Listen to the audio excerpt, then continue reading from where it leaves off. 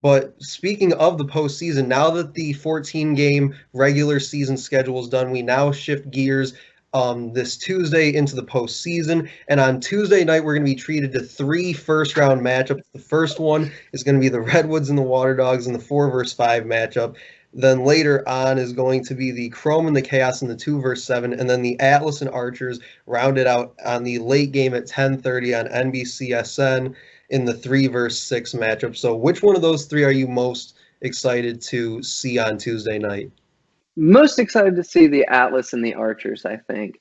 The reason being is I think the Archers should run away with this game. I think they're unbelievable because Atlas can't quite click. As much as Concannon is doing great things, they can't quite click. However, if somehow the Atlas can find a way to, for the first time all season, click into those pieces, I think then we could have a game. You know, Pinnell and Ryan Brown had an unbelievable connection in the World Games. I mean, it was just automatic. And Eric Law is automatic. He's so good. And you got all these midfielders that are great, but they can't do it. So this game, I would expect the Archers to get it done and handily. But the reason I'm excited to see it is, are we going to see the Atlas turn into the team we've all expected? Because if they do and they get hot, they're as dangerous of a team as anyone. But I mean, I say it 100 times, but flip the quarter. Are we going to see it or are we not? Yeah.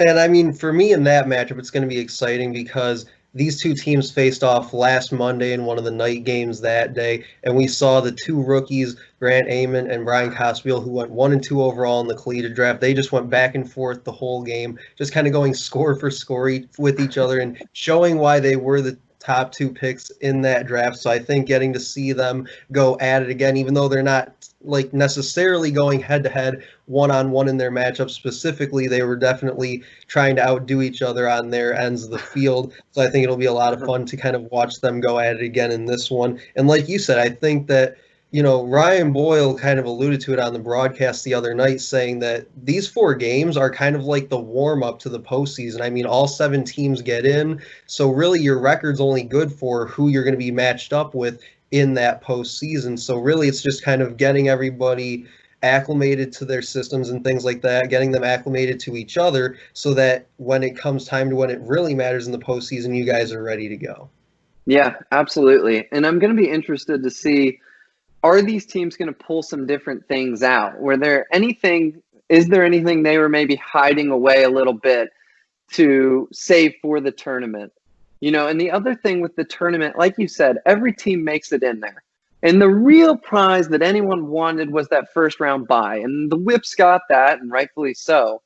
Outside of that, you're all going to make it. So, it's kind of a matter of who you play and things like that. But the big thing right now is who is going to get hot, right? It's like March Madness, things like that. You see teams that you don't expect start to rise to that occasion. And it's because all of a sudden something happens and they become that on-fire team.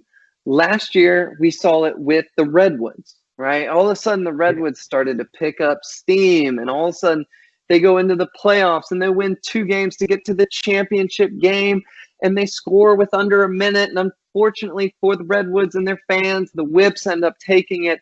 But my point is, they got hot at the end of the season. They became that dangerous team. Who is going to do that this year? I think we all know that the Whip Snakes are going to do great. We all think that Archers and so on. But there's going to be a team that's going to shock some people. They're going to surprise some people.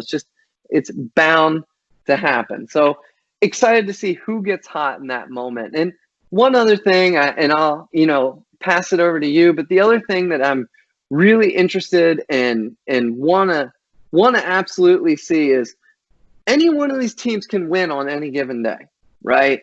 They're all loaded. So if all it takes is one win to knock someone out.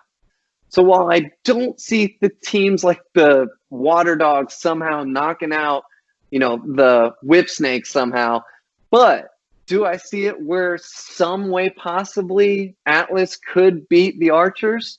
Yeah, I could Yeah. see that. Do I see a way the Water Dogs could maybe beat the Redwoods? Yeah. So all these teams are stacked, and all it takes is one game to get that momentum going. So it's wide open right now, baby. I can't wait to see. Yeah, absolutely. And just for my final thought here before we wrap this up, you mentioned about seeing which teams kind of held something back sort of from their game plan during the group play stage, and they're planning on unleashing it during the playoffs. I'm really hoping that, and I've talked about this a little bit on my past episode about the Atlas offense, is that I'm really hoping that that's kind of the case with this Atlas offense, that they were kind of just throwing some things out there, seeing what worked, what didn't work, and knowing that it really was the time that they could do that because that's the time where it has the least impact on them. And I'm hoping that kind of going into this postseason, they start to kind of let guys loose and let them play a little more and kind of show us some things that we didn't necessarily see during that group play stage. Because I mean, guys just shot horribly to put it flat out for the Atlas. I mean, I tweeted about it last night. They had 5 guys on their offense shoot under 25% during group play, and 2 of them went under 10%, being Rabel and Busick. And I mean, that's just it's unheard of. I mean, even Pinnell, compared to the 2 of them, shot a scorching 13%. So I mean, it's just I never thought I would see this with this offense because on paper it's just like it's so deep. And so I'm really hoping that they kind of somehow turn it around in that postseason. Like I said, they've got that matchup with the Archers, and they played them so well last Monday. So I'm hoping they can at least do that again on Tuesday and give everybody another treat with that. And like I said, with Eamon and Cosfield kind of going back and forth.